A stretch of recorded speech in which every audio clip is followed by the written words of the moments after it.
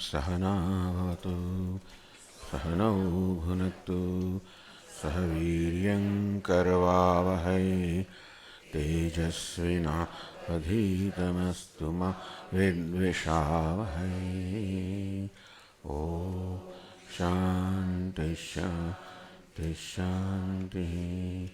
ॐ पूर्णमदः पूर्णमिदं पूर्णात् पूर्णमुदच्यते पूर्णस्य पूर्णमादाय पूर्णमेवावशिष्यते। ॐ शान्ति शान्ति शान्तिः।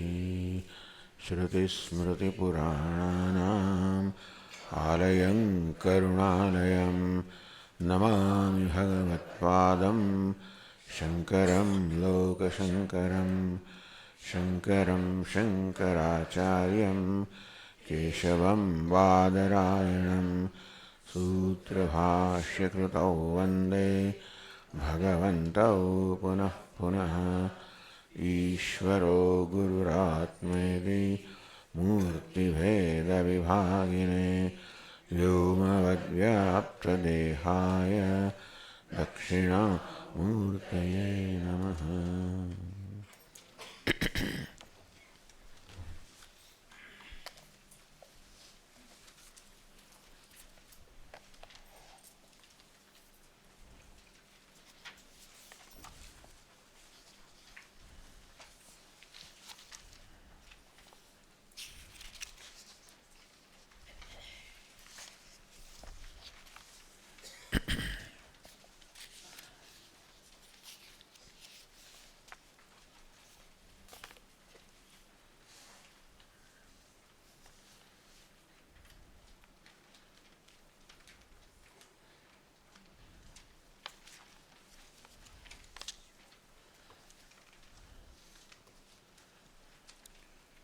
In passage 20, we were told the location of the self in the dream state. Tava asetaha hitanam nadyaha. There are these very fine nerves called hita. Yatha keshaha sahasrashaha bhinnaha. How fine they are. When a hair is split into 1,000 not parts, 1,000 sections, sections.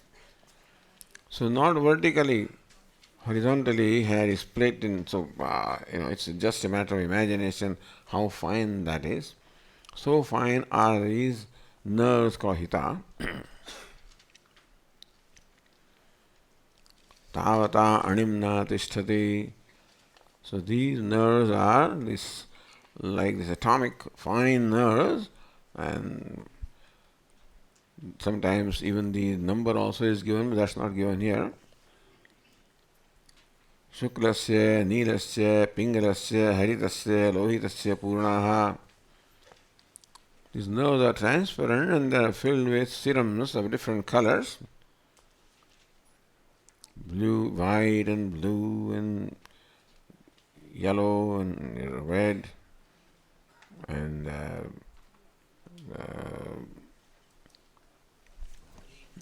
green, yes. So this is where the Atma is said to be in the state of dream state. Atha yatra enam ghranti eva jananti eva hasti eva vichhayati gatam eva patati. If his papa karma become predominant at that time, then he has very painful experiences in the dream state. Like somebody is killing him, somebody is overpowering him, like he is chased by an elephant and he falls in a pit. All these kind of painful experiences he has result of his papa karma. Yadev jagradbhyam pashyati tadatra avidya manyate. How come he has this frightful experiences in the dream state? Because that is carry over from the waking state. And the experience in dream state follow similar experience in the dream state, follow experience in the waking state. Not the same, but similar. But yes, as though he is being chased by an elephant, etc. So, whatever, although it's possible that you may mix up also in the dream. So our Swami used to say jocularly, so this man has seen during the waking state a woman in red sari, then he has seen an elephant, and then he has seen a dancing girl. In the dream he sees a red dancing elephant. So the confusion, between the various things they see in the waking, that is possible. One may not see in the dream identical things, but it's possible that the mind may mix up those things.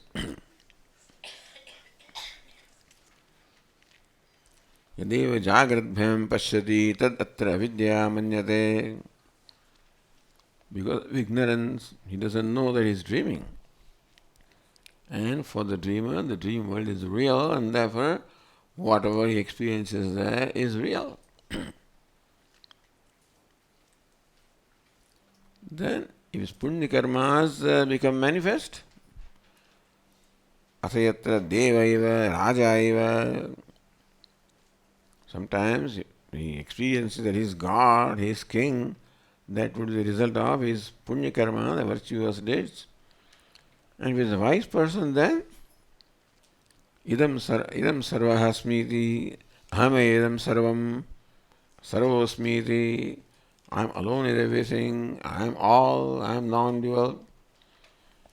So that is also what in dream, following his constant thinking in the waking state, he experiences that in the dream. Sasya paramo lokaha. If that's what he experiences, then that's the supreme lokaha, the supreme realm, meaning that that's the most exalted experience.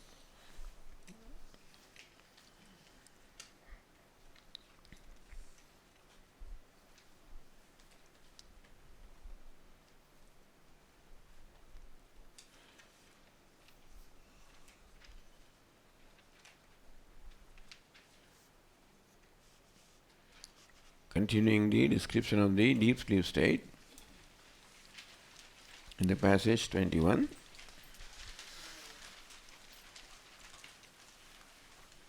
Page 10.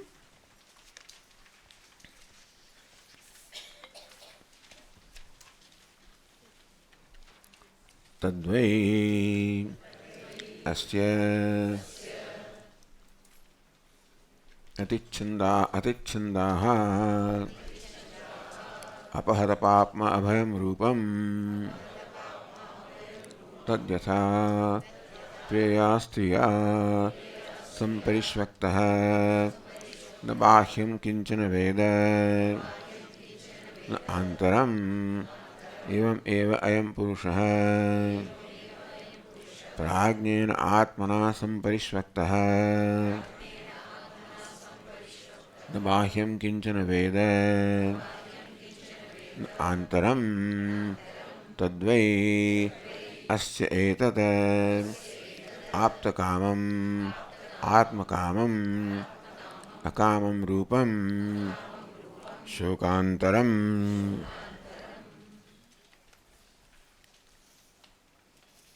In the deep sleep state,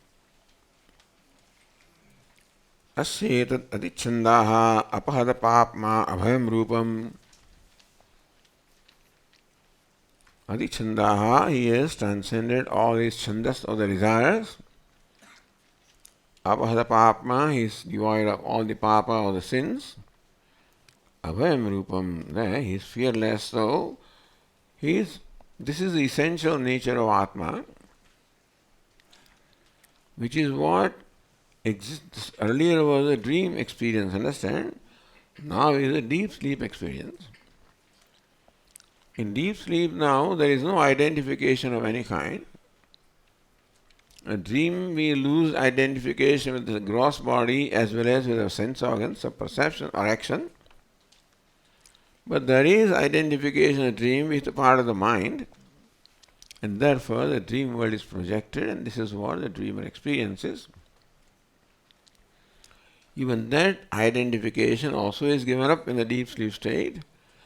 In deep sleep state, when it's totally free from all identification, and that state is very similar to state of freedom or moksha, except that in deep sleep there is a darkness of ignorance. In moksha there is the light of knowledge. So there is a big difference, day and night difference. But still, they say the sleep and samadhi look alike, the extremes look alike. A person is sleeping, then also is very quiet. He is in samadhi, then also is very quiet. May be difficult to recognize whether he is sleeping or he is in samadhi. So these extremes look alike. Similarly also, this deep sleep also looks alike, like the moksha. And therefore the Upanishad makes use of the deep sleep state to give us an idea of what a wise person is.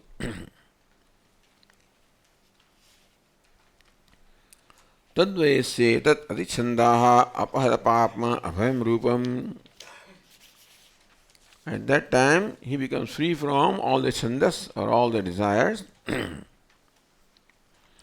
varajitam, free from all kama, all the desires. Apahata papma, free from all papa and punya also.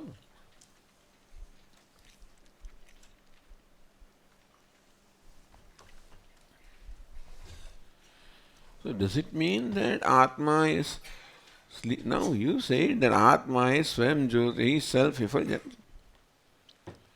The deep sleep state now, even that self-effulgence also is lost. Because otherwise, if Atma is self-effulgent of the nature of consciousness, then should we not be aware of what we experience in the deep sleep state? Just in the waking state, we are aware of what we experience. The dream state also, we are aware of what we experience.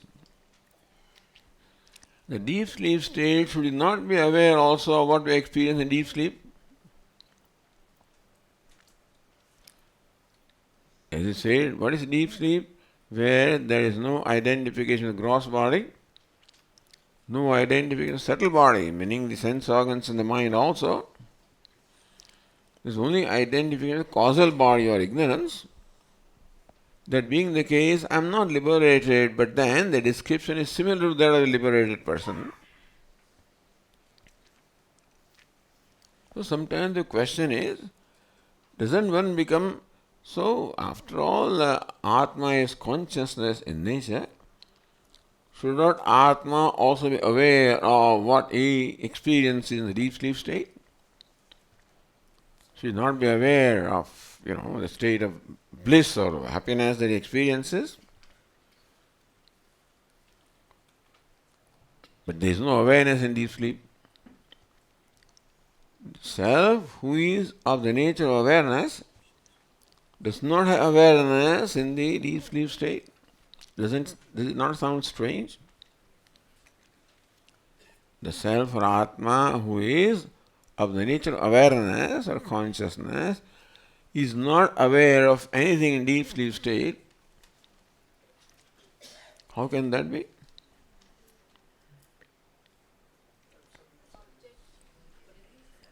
I get up and say I slept well. No, but is it not awareness that I am not aware of? Wow. Okay, good. There is nothing to be aware of. Mm-hmm. There is nothing to be aware of. Okay. Hmm? We are sleeping. That is the thing. There is no functioning mind. We require mind and sense organs of perception in order to become aware of the objects of senses. in the deep sleep state there is no identification with organs of perception, then also the dream state, the mind can create its own world and then we can be aware of a dream world. But in deep sleep state, that mind also is not there, therefore there is no dream world or a private world also. There is nothing whatever in the dream. There is no consciousness in dream. Does the conscious Atma become unconscious? If self is consciousness, then should he not be conscious in the deep sleep state also? I will not press you, I will not be surprised if you do not answer this, but this is just for you to think. Because if I keep on talking, then I am not sure whether or not it gets through or not.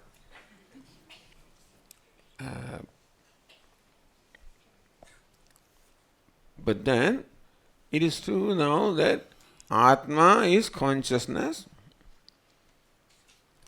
So there are two kinds of consciousness. One is consciousness in general and consciousness in particular. So when I am, for example, conscious of the spot, there is spot consciousness. That is where the consciousness is qualified by partness. As some other object, namely flower, then my consciousness is qualified by flowerness, flower consciousness. But when there is no object, then now for me to perceive flower or pot or any object requires organ of perception. Further, it also requires mind, so mind through organ of perception perceives this. Deep sleep state, there is neither organs of perception, nor is there mind, and therefore there cannot be any particular knowledge as in waking state, just as the flower knowledge, the pot knowledge, the cloth knowledge.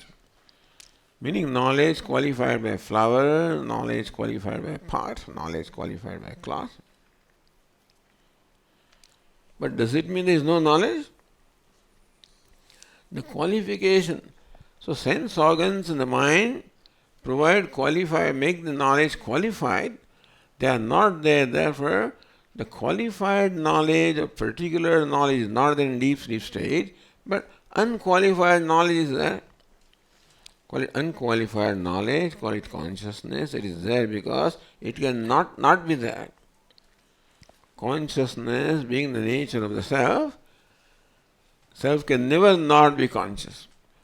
Just as heat is the nature of fire, it cannot be that fire is not hot. Just as brightness is nature of sun, it cannot be the sun is not brightest because one can never be devoid of one's nature. Brightness is nature of sun, so it's bright without effort. If sun needed to make an effort to be bright, then it's possible that sometimes it may not be bright. But sun is naturally bright, effortlessly bright. Similarly, fire is hot, it's nature. For nature, you don't need any effort. Effortlessly, fire is hot, and therefore fire will be hot regardless. Similarly, consciousness is the nature of Atma, therefore the self will be consciousness regardless. That is called general consciousness.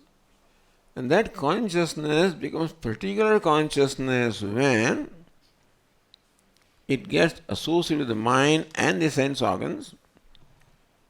And so, you require mind as well as, let's say, organ of called eye in order for me to perceive this flower. You perceive the sound because of the organ of hearing. So these organs of perception are able to experience the particularities of the object. If organs of perception are not there, you cannot experience particularities. If you understand what I am saying, that eyes can perceive the color and the ears can perceive the sound. So this color, sound, all this particular aspect of the object requires me to function through the organ of perception. In the deep sleep state, the organs of perception are not there where I cannot have any particular knowledge. I cannot have pot knowledge, cloth knowledge, flower knowledge, because flower, pot, cloth require organ of perception. But that doesn't mean I don't have knowledge, because knowledge is my nature. Knowledge which is my nature through the organ of perception becomes the flower knowledge, cloth knowledge, pot knowledge, what we call particular knowledge. When organs of perception which create that particularity or qualification knowledge are not there in deep sleep state, then also knowledge is there, but what we call the knowledge, general knowledge, universal knowledge, unqualified knowledge. The organs of perception make the knowledge qualified by flowerness, potness, clothness. When in sleep the organs of perception are not there, therefore the knowledge cannot be qualified, but that doesn't mean there is no knowledge. Knowledge is there, consciousness is there, because that is the nature of the self. Therefore in deep sleep also there is knowledge in the form of awareness or consciousness, which is the nature of the self.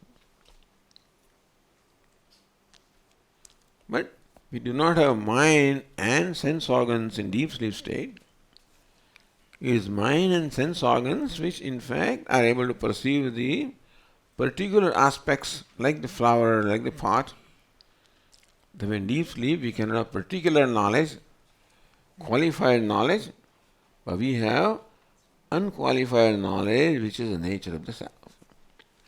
Knowledge or consciousness which is the nature of self through mind and sense organ becomes qualified like flower knowledge, cloth knowledge, pot knowledge. In absence of these organs of perception, mind, there is nothing to qualify the knowledge, therefore still the unqualified knowledge is very much there in deep sleep state also. Just as fire cannot be without heat because that's its nature, Atma cannot be without consciousness because consciousness is the nature of Atma. Therefore, in deep sleep state also there is consciousness.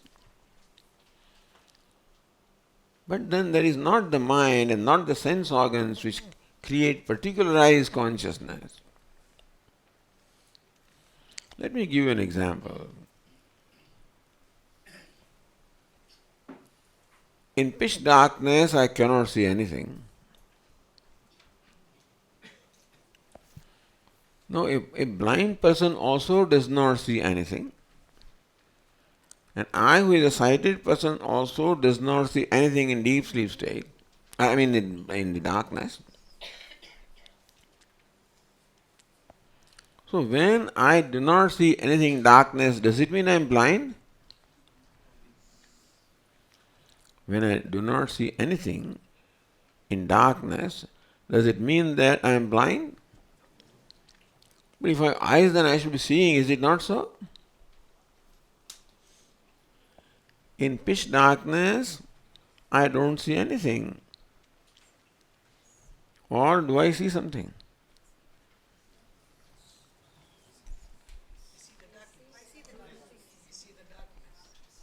I see the darkness, is it not so? Mom, I don't see anything. Because you send the child to fetch something and next to him and he can find the switch and it's all dark. I can't see anything. But he sees that he cannot see anything. Seeing is the nature of eyes. Eyes always see. In pitch darkness, what do they see? They see the absence of everything. When you say, I don't see anything, means that you see the absence of everything. Because eyes will see. The deep sleep state is a state similar to that darkness.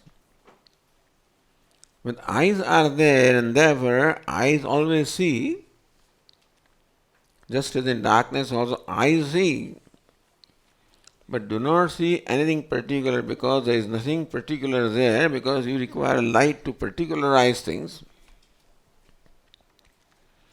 But in pitch darkness also eyes see. There they see the absence of everything. Deep sleep state is a state similar to pitch darkness, where Atma, the consciousness, is very much there, just as eyes do not lose the faculty of seeing just because it's dark outside. Because to see is the nature of eyes. So to be conscious is the nature of Atma, therefore even when there is nothing to be conscious of, Atma remains conscious, shining in its own light, even in deep sleep state also. So what's the difference between the waking state and deep sleep state? In waking state, we have particular knowledge, just as knowledge of flower, because we have the mind and sense organs to be able to perceive the particular aspect. That this is a flower, this is a pot, this is a cloth, etc., etc. But that mind and sense organs which are required to perceive the peculiarities are not there in deep sleep. Therefore, not that I do not see, not that I am not aware, but I am not aware of the particularities of the objects because the mind and sense organs which are required to grasp the particularity, they are not there. Therefore, I do not grasp the particularity of the object.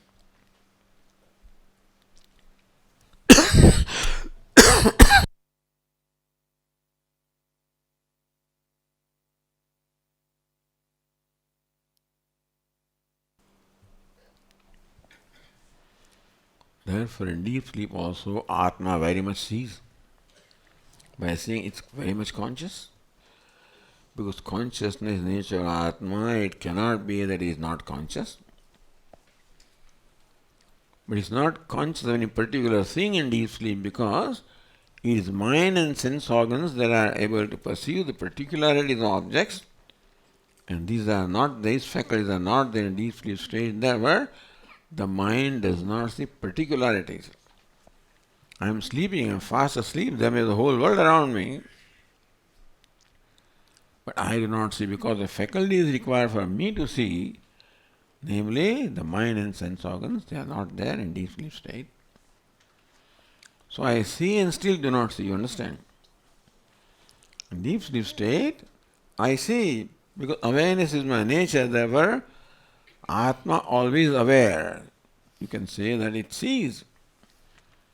And still I do not see, meaning that I do not see anything in particular. That's what the Upanishad says in the next passage.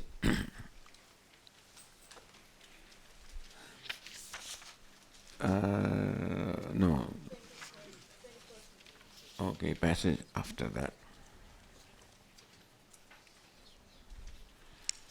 One further aspect of deep sleep is stated in the passage number 22.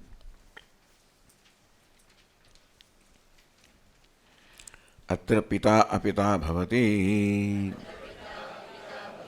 mata amata lokaha alokaha devaha adevaha vedaha avedaha atra stenaha asteno bhavati भ्रूणः अभ्रूणः चाण्डालः अचाण्डालः पौल्कसः अपौल्कसः श्रमणः अश्रमणः तापसः अतापसः अनन्वागतं पुण्येन अनन्वागतं पापेन तीर्णो हि तदा सर्वान् शोकान् हृदयस्य भवति. Very beautiful description of the deep sleep state. Atra pita apita bhavati. In a sleep state, the father becomes non-father. You mean, do I cease to exist in deep sleep state? the says Shramana, the renunciate becomes non-renunciate. The mother becomes non-mother. Loka. So these are the things usually what in our life these things play the role that we perform karma to propitiate the devatas, the gods, and by that grace we get the result of our karma. The result may be fulfillment of a desire. The desires are divided into three categories. One is that I may desire the pleasures of this world, or I may desire the pleasures of the intermediate world, the three worlds. Bhuhu, Bhuvaha, Suvaha. Bhuhu, Prithvi, this world. Bhuvaha, intermediate world, the world of mains or Pitraloka. Suvaha, the world of Suho, Swaha, world of Devatas or heaven.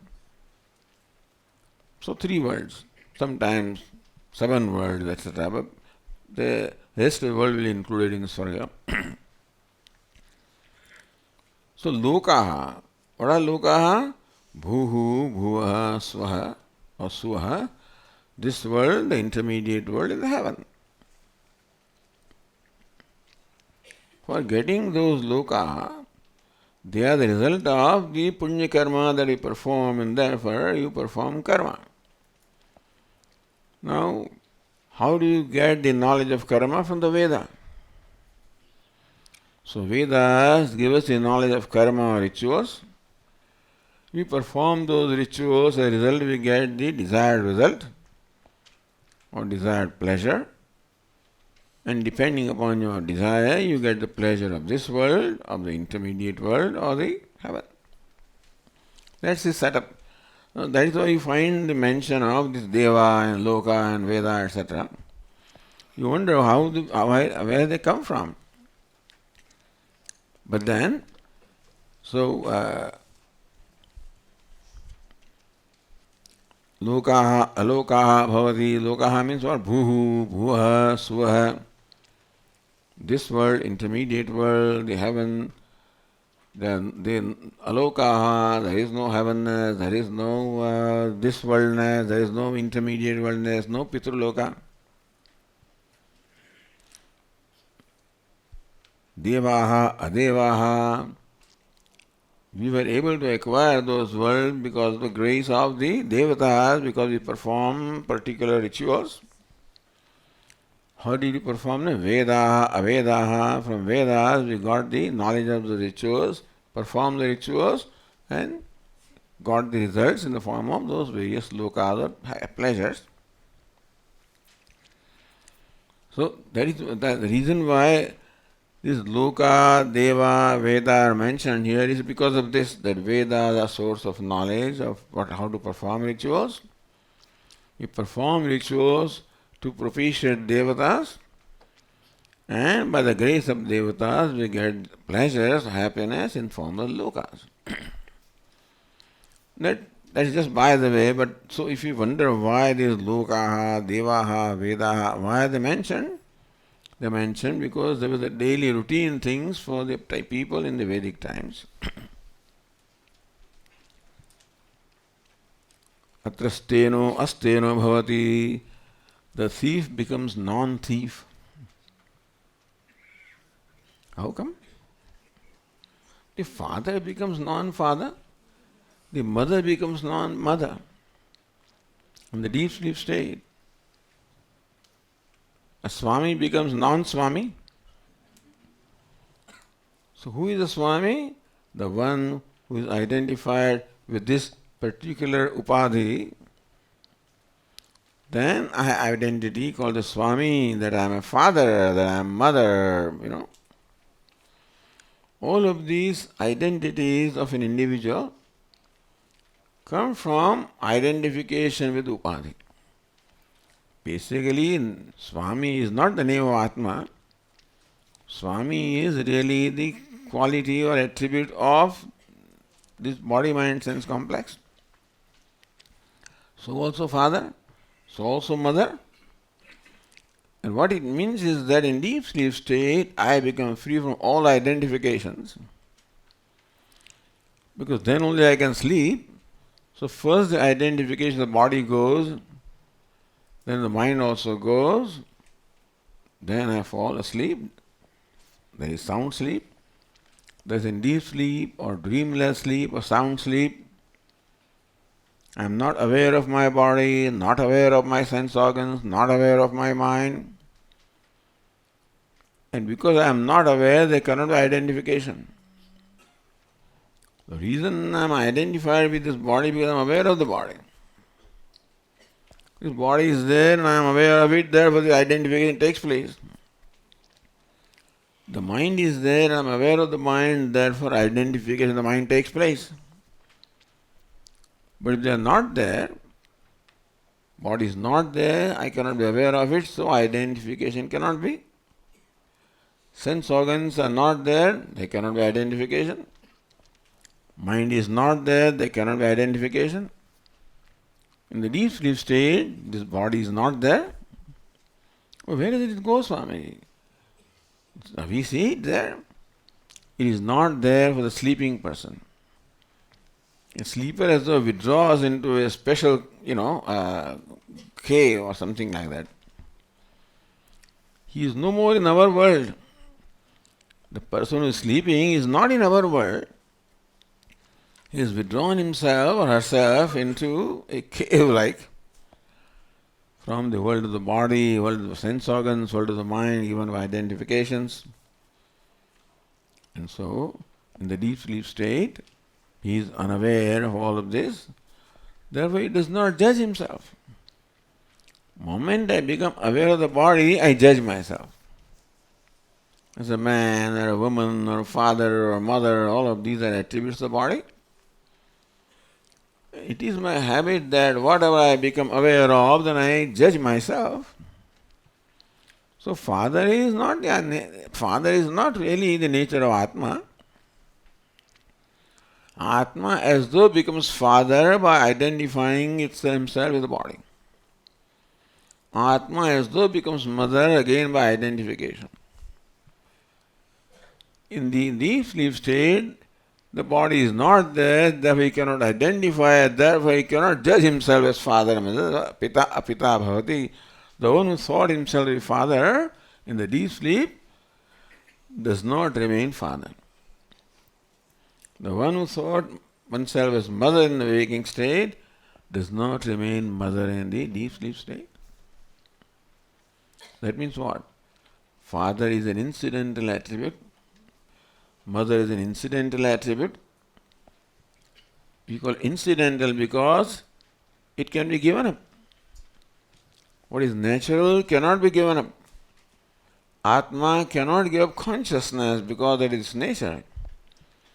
All other things are given up in deep sleep state because they are incidental.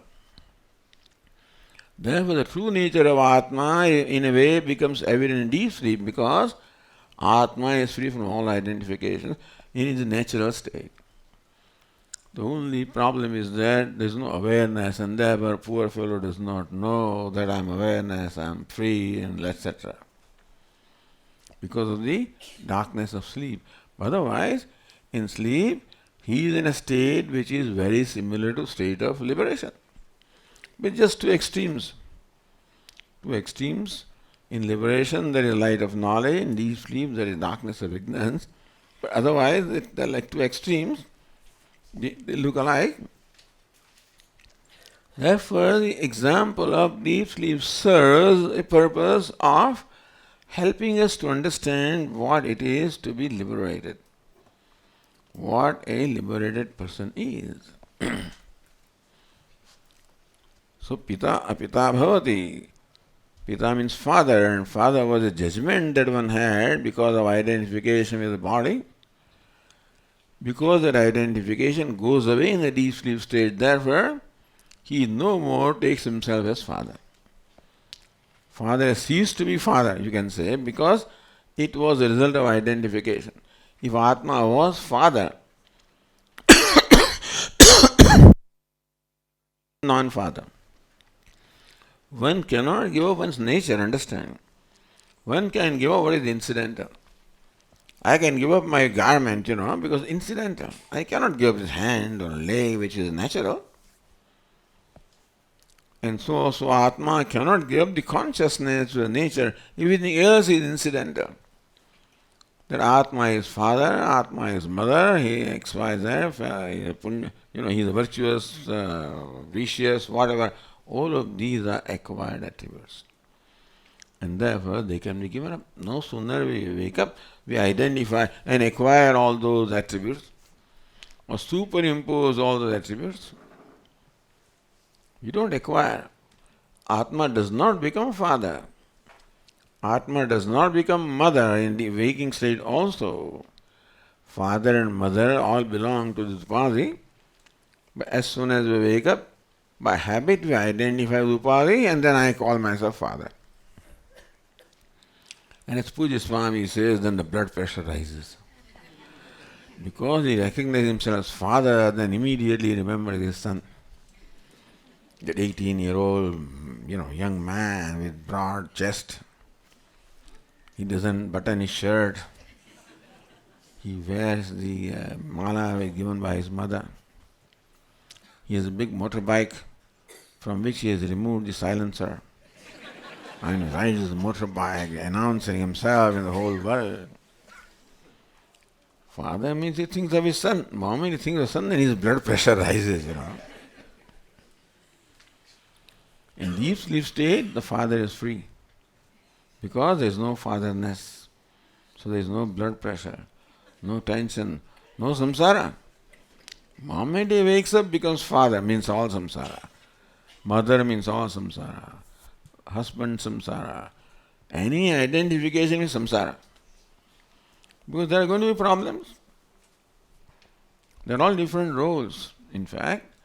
But then there cannot be any role without challenges, and without whether you are wife or husband or mother or father or son or daughter or friend, whoever you are, when there is identification and then you assume some identity, there are naturally limitations and problems. That is besides the point. But the point is that in deep sleep you become free. Because all these identifications are given up. The pita apita bhavati. Father becomes, in English, non-father. Mother becomes non-mother. When can you do that? Because it's not father to begin with. That fatherness was superimposed, incidental. And these incidental things that are dropped in the deep sleep state. The motherness is dropped because it was incidental. Lokaha, alokaha bhavanti. The worlds become non-worlds, meaning that now there is no heaven for this deep sleeping person. No bhuhu, no bhuvaha, no this world, not intermediate world, not heaven. There are no more there. Devaha, adevaha bhavanti. The devatas become non-devatas for this person. Not that devatas cease to be devatas. The worlds don't cease to be there for him. Who is sleeping now, there are no devatas. The devatas sometimes can bother you also. All kinds of... if they are favorable to you, you are all right, and they are not favorable, then... So, anyway, for those who bother about this or believe in that, but this is, by the way, Vedaha, Avedaha, Atra stena, astena bhavati, the thief becomes non-thief. Because thief is the attribute of this upadhi. Thiefness is in his mind on account of kind of things that he may have done. See, in deep sleep state there is no mind, therefore all the complexes that we entertain about ourselves during waking state, all of them go away. And what makes me unhappy is the complex. The various complexes I have, that I am a woman, it's a big complex, I am a man, another complex. Because that distinguishes me from other people and therefore there is a division, distinctions, etc., etc. And more identified I am with the individuality, more isolated I am. That isolation also makes me unhappy. That is why all that isolation goes away, because all identification goes away in deep sleep state. Satastenaha, thief becomes non-thief. Bhrunaha, the one who is the killer of the embryo. So these always, they are all supposed to be in Vedic times very, what shall I say, very serious sins, Chandala, Chandala, Achandala. Chandala is the designation of some untouchable, one who is discarded from the society. That's all the, Vedic times. Who is the Chandala, for information? Chandala Brahmanyam Shudra Jataha. A Brahmana is supposed to marry with a Brahmana. A Brahmana man should marry with a Brahmana woman. There was the Varnashrama. So the society was divided into various Varnas or various castes. And so that a person should marry the other one in the same caste. Meaning a Brahmana man should marry a Brahmana woman, a Shudra man should marry a Shudra. This was just a setup. As long as it goes on, there is an order in the society. But ultimately everybody is a human being. Human being has all kinds of difficulties, and therefore he may be overpowered by his passion. So he may fall in love with some woman who may not be of his own tribe or own caste. So those days also it was happening. Therefore a Brahmana falls in love with a Shudra woman, and there is a child that's called Chandala. So that way there are all permutations, combinations, Brahmana with this woman, that one. So there were a number of all these outcast people. There were many hundreds of outcasts were there, by the way. That's not the subject matter here. But this Chandala, Paulkasaha, Paulka is another combination.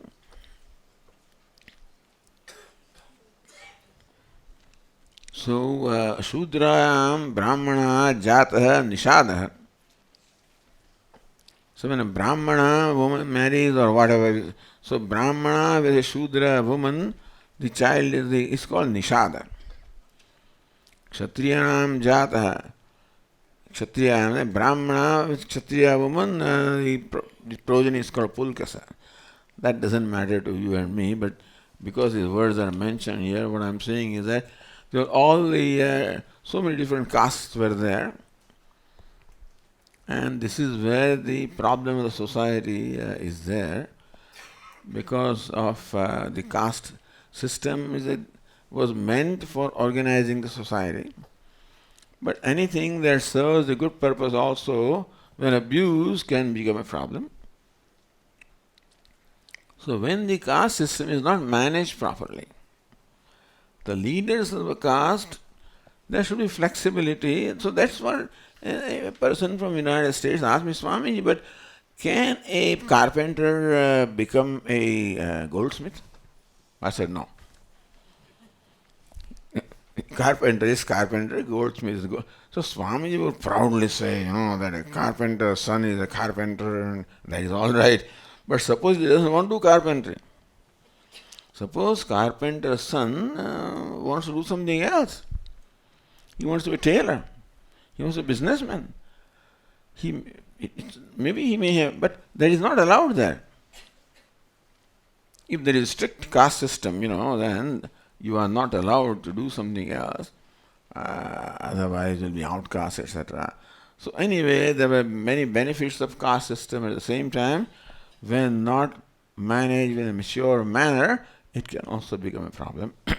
So that's how all this Paulkasa and Chandala, all the outcasts are there. And there are so many of kind. Shramana, Parivrat. Shramana means a wandering monk. Shramana. But he becomes Ashramana. Just an example, a monk no more remains monk in the deep sleep state, because monk also is the designation of the upadhi. In deep sleep state, there is no identifying the upadhi, therefore he is no more. Meaning that he has no more any awareness that I'm a renunciate. Tapasa means a vanaprastha.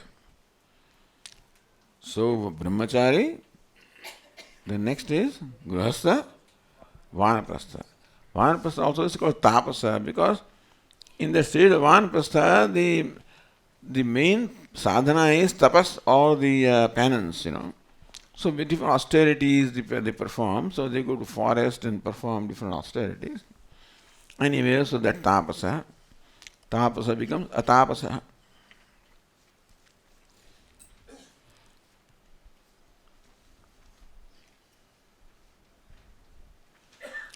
Important thing is this: ananvagatam punyena, ananvagatam papena, ananvagatam asambaddham.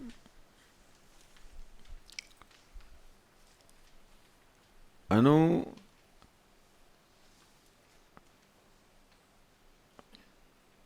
agatam, anvagatam, ananvagatam. Anvaya means this connection. He no more remains connected to anything. Meaning this Atma no more remains connected to anything. Meaning that all these complexes that he had, that I am a father, I am mother, all of those complexes go. Anandvagatam punyena, Atma is no more connected or related to punya or virtue. Anandvagatam papena, no more connected to papa. And that is important. The Atma is unconnected in nature. As soon as you wake up, then you then superimpose these things upon you, and then you say, I did this punya and I did this papa, etc. But in deep sleep state, the sense of individual is no more there, and therefore I become free from punya and papa, from all of them, because Atma is unconnected. It is mind that is connected, upadhi that is connected to punya papa. What performs action is not Atma. The kartrutva, the doership is not in Atma, it is in the mind.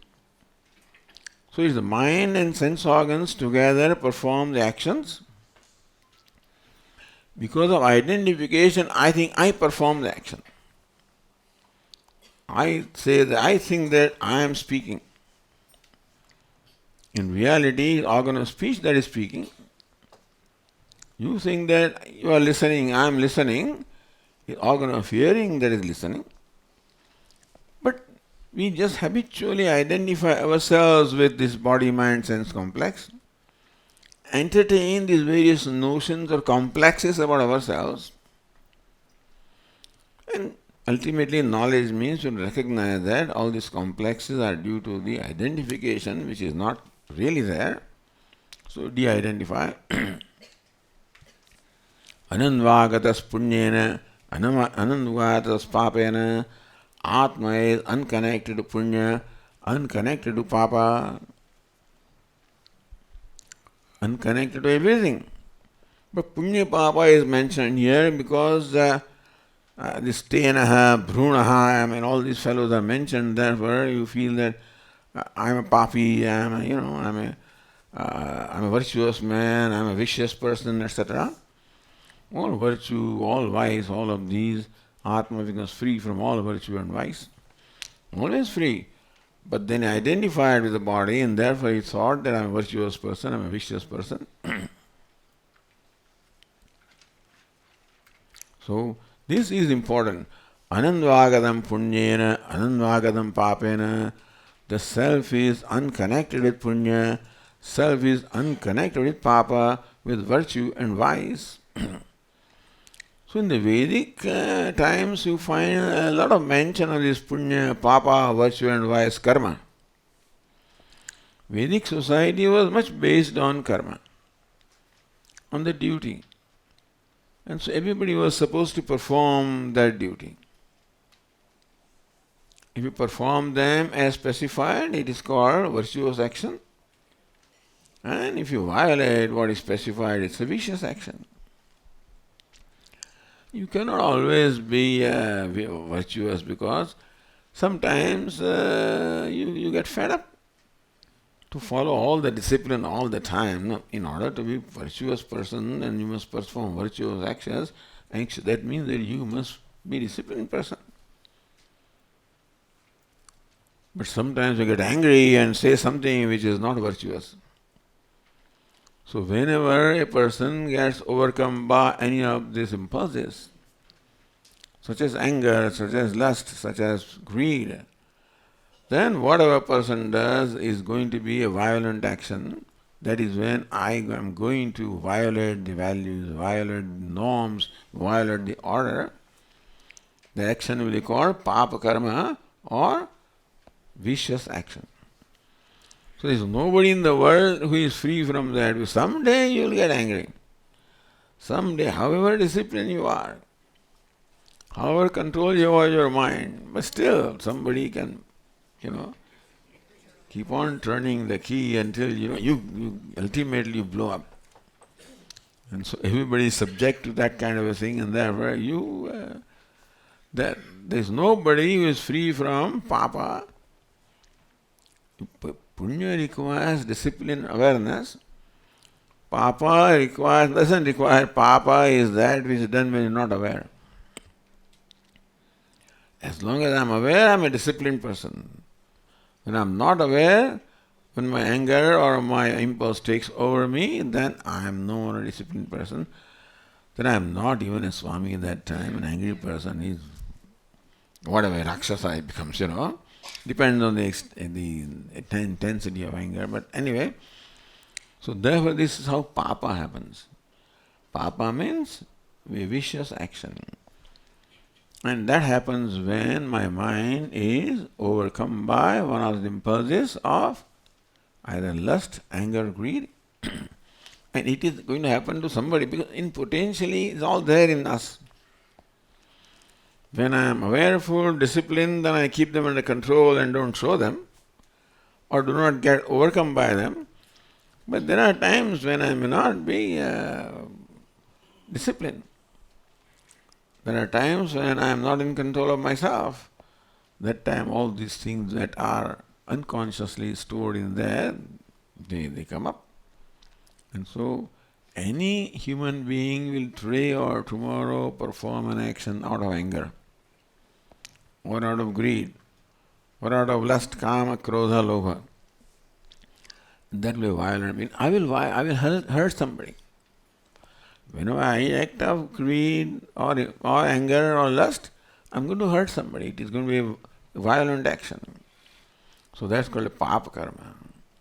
Therefore, papa is there in everybody's life, in various degrees. More disciplined you are, more awareful you are, there will be more punya in your life, likely. But there are times when you get, overcome by the impulse, then the action is going to be a violent action. So papa and punya. Of course, in our life, punya is predominant because we are all virtuous people. But however virtuous we are, there will be some papa. Even Swami also will ultimately, blows up. And so you look so calm and quiet and so, gentleman, but then also sometimes. So that's why papa and punya are there in the story, in the account of everybody. Thank God that Atma does not become papi or punyashali. All that papa and punya, all of these are at the level of the personality. The ego becomes papi, the ego becomes, virtuous, vicious. But when all of that goes on at that level of upadhi, Atma is unconnected. What is the reason why anandvagadastena bhavati? He remains unconnected to punya, papa or anything, because they all belong to the upadhi. Tirnoi tada sarvan shokan hridayasya bhavati. In the deep sleep state, he becomes free from all the grief which belong to the mind. So we'll continue in the next class. Om Purnamadah Purnamidam पूर्णात् पूर्णमुदच्यते पूर्णस्य पूर्णमादाय पूर्णमेवावशिष्यते ॐ शान्ति शान्ति शान्तिः शङ्करं शङ्कराचार्यं केशवं बादरायणं सूत्रभाष्यकृतौ वन्दे भगवन्तौ पुनः पुनः ईश्वरो गुरुरात्मेति मूर्तिभेदविभागिने व्योमवद्व्याप्तदेहाय दक्षिणामूर्तये नमः ॐ शान्ति शान्ति शान्तिः हरिः ॐ श्रीगुरुभ्यो नमः हरिः ॐ